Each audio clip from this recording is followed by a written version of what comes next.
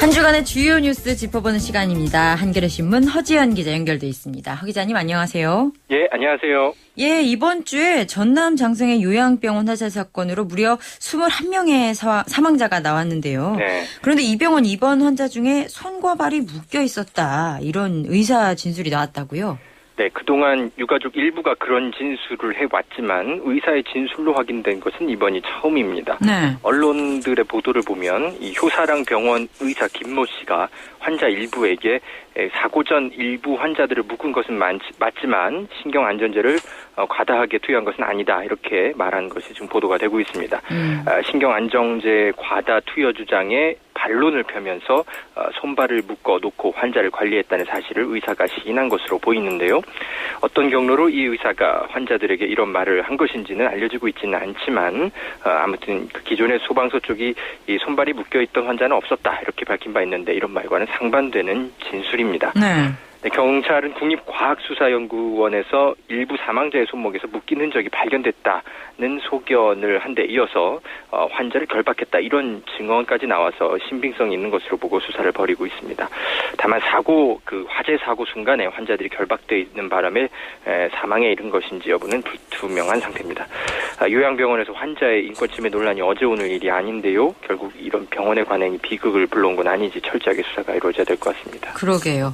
그리고 이런 소식 그만 전하고 싶은데 이번에는 서울대 교수가 세월호 유족을 두고 막말을 한 일이 있더라고요.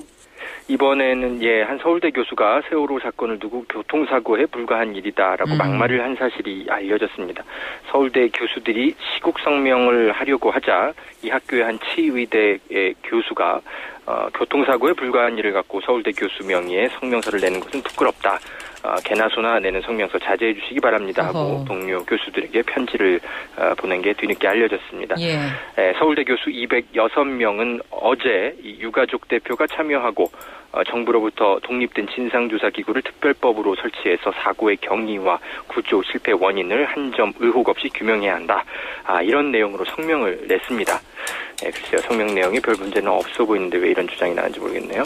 그러게요. 세월호 선체 절단 작업에 투입됐다가 숨진 잠수사 있었잖아요. 네. 무면허 잠수였던 것으로 확인이 되고 있는데요. 역시 또 정부의 허술한 잠수사 관리 도마 위에 오르고 있습니다. 예, 이번에 숨진 잠수사 이모 씨인데요. 잠수사 자격증을 갖고 있지 않았던 것으로 확인됐습니다.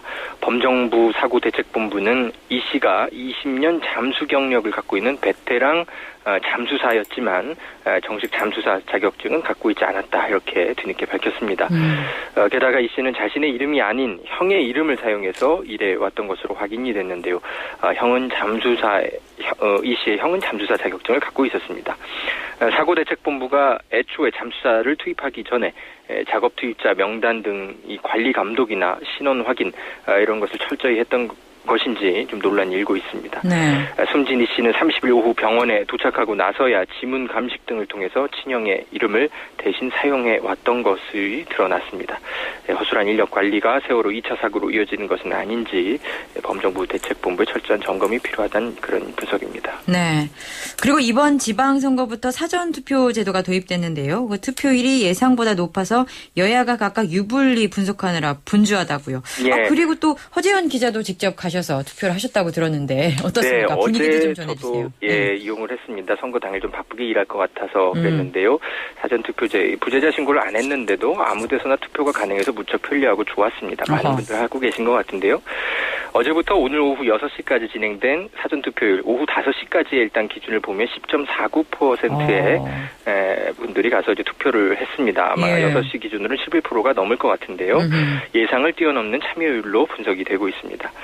여야는 겉으로는 높은 투표 참여율에 대해서 환영 의사를 밝히고 있지만 속으로는 이러한 높은 사전 투표 참여율이 결과에 어떤 영향을 끼칠지 고민하는 기색이 좀 보이는데요. 네. 일단 어제 같은 경우는 50대 이상의 유권자들이 대거 사전 투표 참여를 한 것으로 나오면서 새정치민주연합 쪽은 오히려 이 높은 투표율이 자신들에게 불리해지는 것 아니냐 이런 우려를 하는 모습입니다. 세월호 사건으로 여당 심판론이 거세게 불면서 보수층이 이에 대한 반발로 결집한 것일 수 있다 이런 분석이고요. 그러나 어제는 평일이었고 또 오늘은 휴일인 토요일이잖아요. 그래서 오늘은 어제와 달리 직장에 가지 않은 젊은 유권자들이 투표장을 대거 찾았을 수 있다. 이런 분석도 나옵니다. 이렇게 되면 높은 투표율은 새누리당에 또 불리할 수도 있죠. 그러나 어찌됐든 여야의 유불리를 떠나서 높은 투표율은 좋은 것이죠. 사전투표 제도의 도입이 유권자의 편의를 증대시켰다는 평가입니다. 예. 그 선거 막바지다 보니까 흑색 선전도 좀 많이 나타나고 있는 것 같은데 그 굉장히 눈살을 찌푸리는 선거 선전들도 보입니다. 네. 정책 선거가 빨리 좀 정착돼야 될 텐데 말이죠. 예. 서울시장 선거 같은 경우는 정몽준 후보가 박원순 시장 부인의 잠적설을 먼저 퍼뜨렸고 또 최근에는 농약급식 주장에 올인을 하고 있습니다. 박원순 후보 쪽은 농약급식은 과장됐다고 반박을 또 하고 있고요. 서울시장 선거는 선거 기간 내내 정책에 대한 어떤 경쟁을 실종된 모습이고 상대 후보에 대한 흠집내기와 반박으로 이어지는 그런 공방만 계속되는 양상입니다. 부산시장 선거에서는 최근에 또 서병수 새누리당 후보가 색깔론을 들고 나왔는데요. 오거돈 무소속 후보가 통합진보당 후보와 하니까 종북 세력의 지원을 받는다고 공격에 나섰습니다. 네, 이러한 행동들은 이목 끌기에는 잠깐 유리할 수는 있어도 우리 사회 민주주의 발전에 저해야 된다는 그런 분석이 많습니다. 색깔론이 아직도 먹히나요? 자, 그리고 지방선거 결과 결국에는 세월호 사건을 대하는 앵그리맘들이 키를 쥐고 있다. 이런 분석이 눈에 띄네요. 네. 이번 지방선거를 앞두고 세월호 사건에 대해서 정부 책임론이 강하게 일었죠. 이번 지방선거가 그래서 정부 심판 선거이냐 아니냐 이런 논란으로 이어진 것은 아무래도 학부모 세대인 40대가 이번 여론의 향배를 결정할 것이란 분석이 많았기 때문입니다. 이 때문인지 야당은 계속 세월호 사건을 언급하면서 정부 여당을 비판하는 유세를 해왔습니다. 네. 하지만 또 엄연히 지방선거는 이 지방정치인들의 지난 4년을 평가하고 또 새로운 지방정치인을 배출하는 선거입니다. 중앙의 정치 이슈가 지방정부의 의제를 설정하고 결정하는 것은 결코 바람직하지는 않을 건데요. 결국 진보와 보수층이 고루 섞인 40, 50대 유권자층이 어떤 판단을 하느냐에 따라서 다음 주 수요일 지방선거 결과가 달라질 것이라는 분석이 많습니다. 좀 지켜봐야겠습니다. 알겠습니다. 하 기자님 감사합니다. 네, 수고하십시오.